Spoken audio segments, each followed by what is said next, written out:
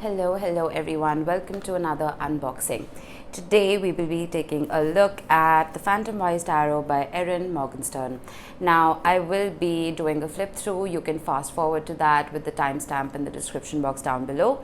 And towards the end I'll do a quick shuffle to see how the cards shuffle, and we'll do a quick spread as well. Alright, now when it comes to the box itself, it has a little bit of gold foiling and it opens up like a book, which is beautiful. It's a nice sturdy box. And alright, we have the guidebook right here. Let's take a look at that. Now the cards themselves are black and white and they are matte. Alright, and they're made of plastic. I'm just going to put that disclaimer out there. The book, on the other hand, is glossy and it's in color, even though it's a black and white deck. Go figure. But it's a beautiful book. It's crisp, it's concise, it has a little bit of a description about the illustration and the actual meaning of the card. And I'm gonna quickly read out the first few lines of the introduction just to tell you what this deck is all about. It says, "Welcome to the Phantomwise Tarot. This black and white world is a little bit circusy, a little bit wonderland, and a little bit nocturnal fantasia of its own invention. A mix of myth and fairy tale and chaotically splattered paint, populated with pirates and puppies and ballerinas and books, all conjured from shadow and light." So it's a very whimsical deck. Whimsical meets Tim Burton is the feeling I get when I see this deck. All right. Now, I took a little bit of a sneak peek. And I was a little disappointed initially, to be honest with you, because the cards, when I opened the box, had a natural bend to them. You know how certain decks have that? So I had to manually straighten the cards out, and I still wasn't very successful. It still has a slight bend, if you can see. All right, now let's get to the flip through. I'm just going to put a little bit of music over this so you can enjoy this. Right.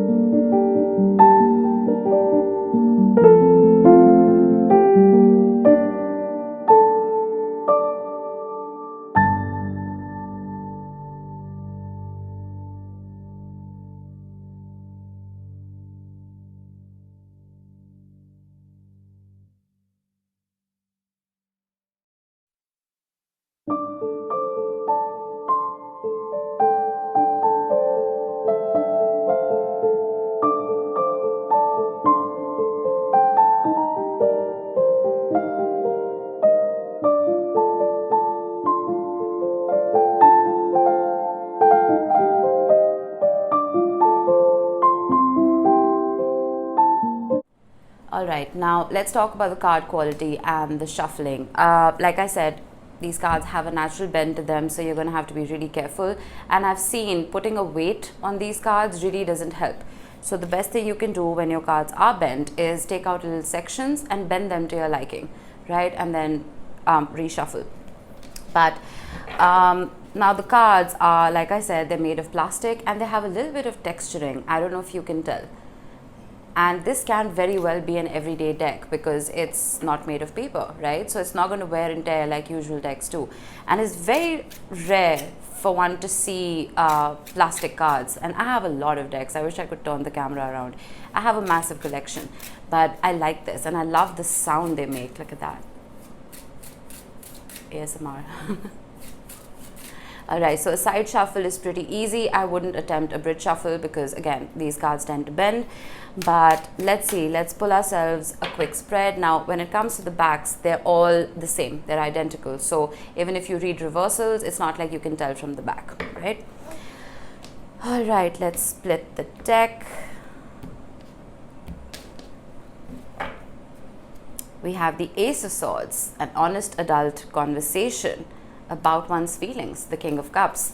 I'm primarily a love reader, so that's what I'm gonna kind of focus on right here. But the King of Cups, I feel like if anyone has been keeping to themselves, being a little too emotionally mature, that can be a thing, I promise you. And it's almost like all those feelings and emotions and the love has been kept under wraps. A conversation about all of that is gonna come about for you. Now, let's see. I mean, come on. What did I say? The Eight of Wands, that's communication. And originally, this was known as Cupid's arrows. We have the Six of Swords. If any of you have been looking for closure of some kind, there's an aircraft flying overhead. There's an aircraft flying overhead. Eight of Wands, communication, travel. Travel. The Six of Swords. Okay, there's movement. Plain and simple, there is movement. Whether this is going to happen over the telephone or via email or via text or in person, there's communication. There's a coming together of sorts. The Nine of Swords, something that has been keeping you stuck, something that's been keeping you anxious. It's almost like if you haven't had answers regarding something, those answers are coming in. Most definitely. There's almost like an olive branch that may be extended and a revelation of feeling. Beautiful reading. All right, so I'm going to link the deck in the description box down below as to where you can buy it, and I would never discourage anyone from buying this deck. I mean, I'm a huge fan of anything Fantasia, and it's sturdy. It's a pretty sturdy deck as long as you keep them straight. That's the only con right there. Alright, if you have any other decks that you would want me to unbox, I have a massive collection. I'm repeating myself. Do let me know in the comments. I'll see you in the next one. Bye-bye.